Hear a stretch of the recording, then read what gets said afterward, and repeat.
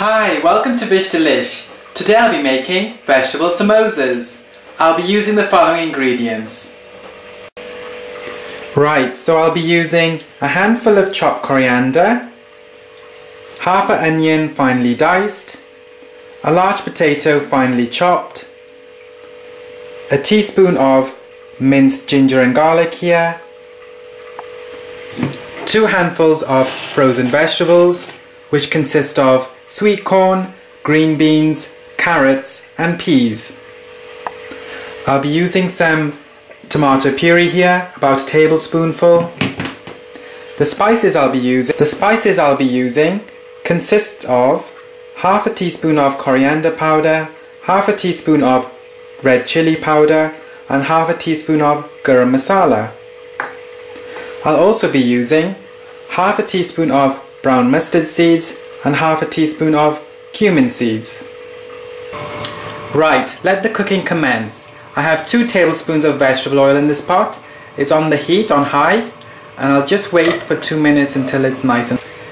Okay, firstly I'll put in the cumin seeds and the brown mustard seeds.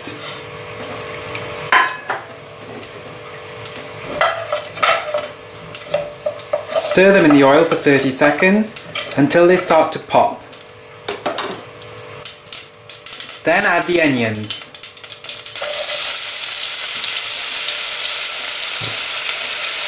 Let the onions cook until they've gone golden. Okay, next add the ground spices. Stir into the oil for a good 30 seconds on a medium heat. Next add the ginger and garlic.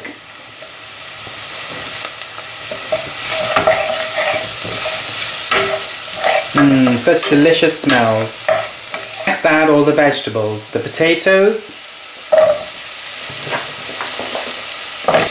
and the frozen mixed vegetables. Stir around, make sure everything is coated with the spices. For a quarter of a cup of water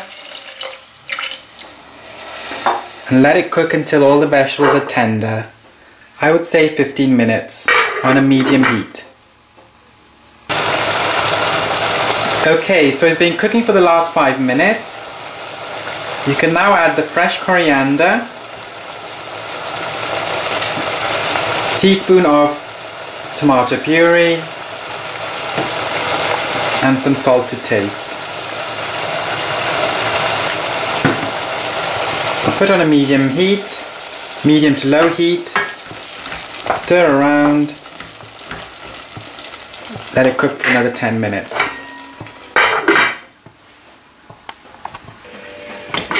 Right, after 20 minutes of cooking, the samosa filling has cooked nicely. All the water has been absorbed and we're left with a nice thick, spicy potato and vegetable filling. So I've taken it off the heat now. I'm going to let it cool for 10 minutes. I've simply gone to my local supermarket and bought some spring roll pastry. You get them in squares like this, 8.5 inch by 8.5 inch. And I've simply got an 8-inch diameter dish here and cut the square into a circle. Here I've added 2 tablespoons of plain flour with 6 tablespoons of water. I've made a thick glue-like paste with the flour.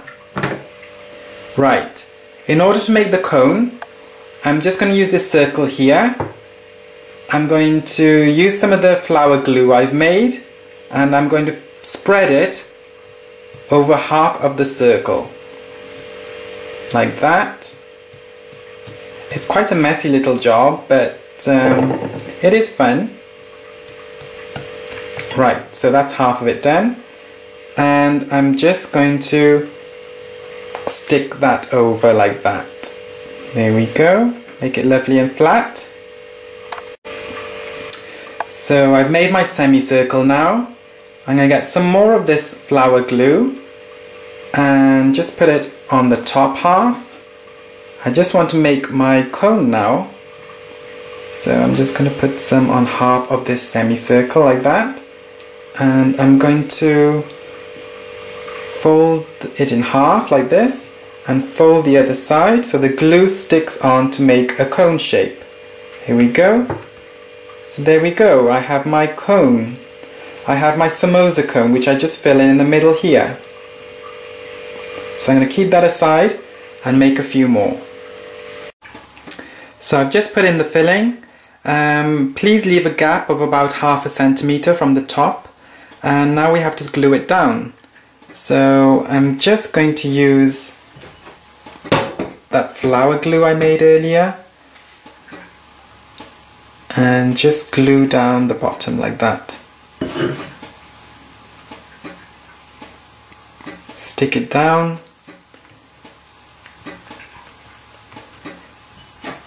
Make sure they're nicely tightly packed. And here we go. My samosa is done. So I'm just going to leave that aside while I make the others.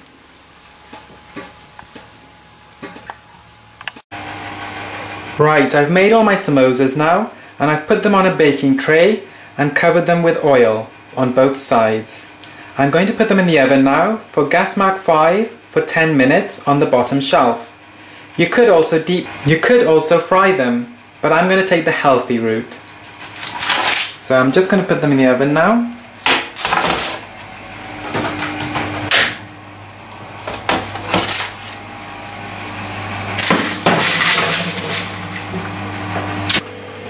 Right, so I've just taken the samosas out of the oven. They're all lovely and cooked, and I can't wait to eat them. Well, thanks for watching. Until next time.